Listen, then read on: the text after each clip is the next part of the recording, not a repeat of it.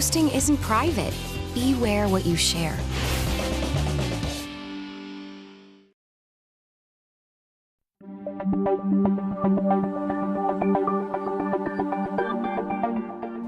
In Fairfield County, something new comes across my desk every day.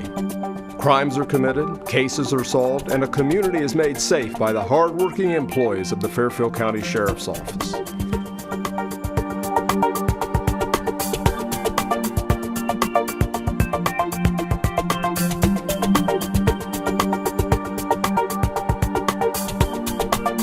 Welcome to This Week with Sheriff Dave Phelan, a weekly program here on LSN Television. We're also carried by a number of the radio affiliates here in Lancaster. Do appreciate you, the viewers and listeners that join us each and every week, and the students here at Fairfield Christian Academy that put the program together. Our executive producer, Kelly Roberts, behind the scene, lining the guests up, getting the questions together, and does a terrific job behind the scene. Back by popular demand, second week in a row, is Sgt Jeff Feyko. Welcome. Thank you. It's good to be here, sir. Well, it's good to have you back. And we've got a lot to talk about this show. We're going to talk a little bit about body cameras, officers, deputies wearing body cameras. And I know you've been working on that for what? Oh, probably about a year now. I've been researching it. And I before we even get started, you know, a lot of times today when there's any kind of police incident or something, the citizens capture it via their cell phones. And I know in the last year, I don't think that there's ever been a time in my career, at least on a national level, where I've seen kind of negative police stories, whether it's an alleged excessive use of force or a police shooting or something like that. But the reality is, every year in this country, there are approximately 40 million interactions between law enforcement and the community, and that's everything from a traffic stop to a missing child, an investigation of a crime, an arrest of a drug dealer. So when we see these things on television, it's a very small percentage of police contacts.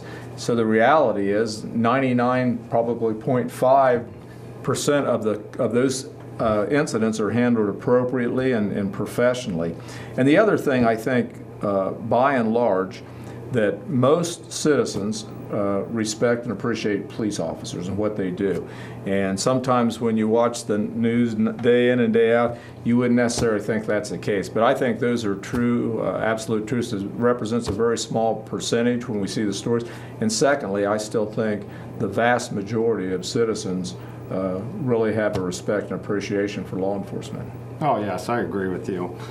Especially in Fairfield County, we have a lot of good feedback from the citizens that the job we do, and a lot of people are thankful for us being out there. And I like to mention that for every complaint I get 25 compliments at least, maybe more. So yeah, and you're right, we hear it a lot, and we're appreciative of a community that supports us. Yes. So tell us a little bit about the body cameras. You're kind of the sheriff's office expert on that now, and what kind of got this started? I don't know if I'm an expert, but I believe Ferguson started the big push. Nationally, there was an outcry that the citizens believed that we should have body cameras and be recording everything. That's not actually a reality because of the expense that it would cost to record, you know, an 8-hour shift. But I think that there's probably, in order to get body cameras, that the government would have to come up with quite a bit of money to finance that. So what kind of costs are associated with the body cameras? Well, when I first started this, I was under the assumption that you purchase a body camera for anywhere from $250 to $1,000, and that was going to be the majority of the cost of the program. And the more I researched it, the more quotes I got, I found out that that's not true. There's a lot of hidden costs involved in them. For example, I had a quote for purchasing 45 body cameras for our department. They were roughly $400 a piece, so it was going to cost the department $18,000 to purchase them. Then when you looked at the quote, the licensing fee for them was almost $9,000. And then the storage fee on them was about $8,000 or $9,000. So the price just, from what we originally looked at, had more than doubled. Some of them had actually tripled for the cost. And I would think that there'd have to be a period of time where they would have to be maintained and kept if someone would want to view them. Yeah, I mean, the cameras themselves would probably have a life of 3 to 5 years. I mean, law enforcement and officers in general aren't the gentlest with their equipment. I mean, we're in the rain, the snow, mud, and so you're looking at replacement costs on them also. But probably the biggest cost would be the storing of the video from them. And there would have to be somebody in charge of the program too. Correct. You would have to have an administrator who would have to go in and redact all the videos, images that you wouldn't want to release to the public. Now, we've heard that there may be some point in time where this may be mandated federally, and that they would take care of some of the expenses associated with that. Right. We're starting to see a few grants from the government, but they're few and far between. Like I said, it is such a new technology. It hasn't, none of it's been challenged in court yet, so we call that case law. Usually when something's challenged in court and it goes before the Supreme Court and they make a ruling on it, then that's considered case law. We don't have any case law on them, so every department can kind of write their own policy. And some departments may keep their video for a week. Other departments may keep it for 3 months. Other departments may keep it for a year. It's just. And I wonder if there would be some issues, especially when they're interacting with maybe juveniles or something, or maybe in a home where there's some kind of a dysfunctional thing that maybe they called the officers for advice or something like that, and it would be captured. Right. That's another issue: is what do you redact and what do you have to release to the public? Another issue would be is if how much of it you have to release. I mean, if somebody came in and said, "I want all of the video that you have right now," I mean, I don't even know how long that would take. If you had 90 days worth of video, it was estimated in one of the surveys I read, it would take one person working 8 hours a day, a year and a half, to go through all that video, redact it, and then release it to the public. Now, we've heard some negative things about some of the downside. What would be some of the pluses to have the body camera, other than maybe the obvious? Well, some of the cameras offer what's called a 30-second, it would be a 30-second pre-delay. So if I was sitting at a traffic light, and a car drives through the red light, I could hit the video and it would actually record 30 seconds prior to when I hit the button. So I could actually capture something that's already happened. Well, that's interesting. Yes. So I mean, that would be a big plus. It's a big plus for prosecutors and defense attorneys too, because their clients often say one thing and the officer's saying another, and not that the video is 100% because angles play a big part of it, but you could have a good idea of what transpired while you were on the call. I think one thing that's been surprising to me that during the last few weeks I've been going to firearms training just to meet with the deputies. It gives me an opportunity to go out because all of our deputies have to be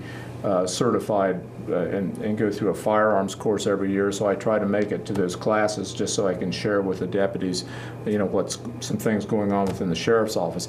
And I'm surprised because almost all the deputies would like to have the cameras. Right. They think it's a very good thing, and again, I think it speaks to the fact that most of the time incidents are handled very appropriately, so they would like to have that as, like you said, evidence for court and protection to them in case someone does make some kind of a complaint against them. I was surprised that so many people said, I'd like to have my actions recorded, what I do during each day. Right. The cameras actually record, most of them will record 3 to 4 hours.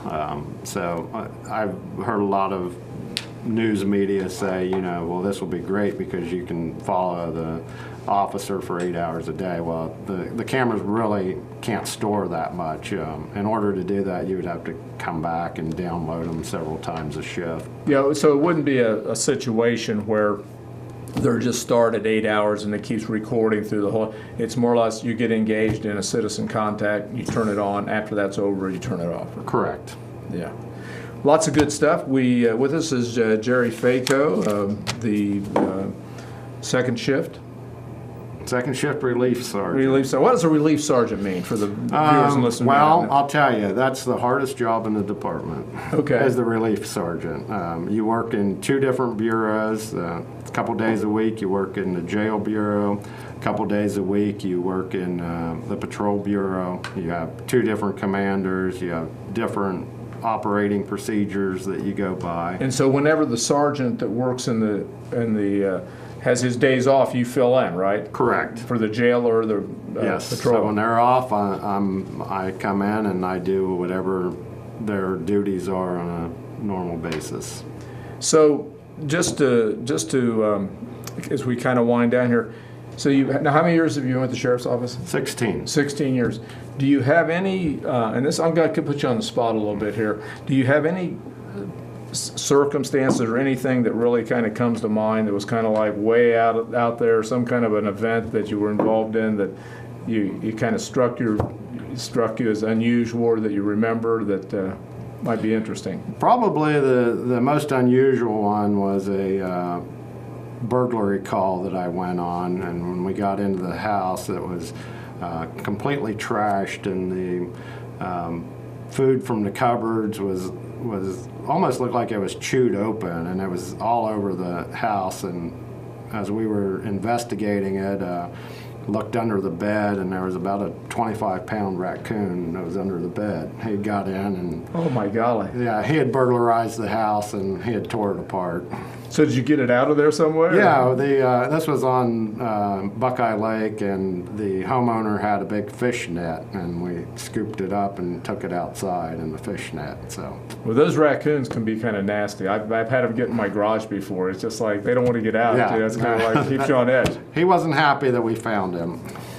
Well, we're just about out of time. Do appreciate you joining us, Sergeant Jerry Feyko, Relief Sergeant, second shift in Fairfield County Jail, does a terrific job. Has been working on for the last year on body cameras, just seeing the feasibility. Is that something we're going to have in the sheriff's office? And maybe if there's some grant that comes out in the next few years, it may happen. It may happen. But for now, it's just a little too expensive, and so we're still kind of navigating through that. Well, the clock on the wall says we're just about out of time. Do appreciate the students here at Fairfield Christian Academy, J.T. Burcham, the instructor, our executive producer, Kelly Roberts. She is behind the scenes. She actually lines the guests up, gets the questions together, and does a terrific job. To you, the viewers and listeners, I appreciate you joining us each and every week. Until next week, same time, same place, God bless, and we'll see you right here.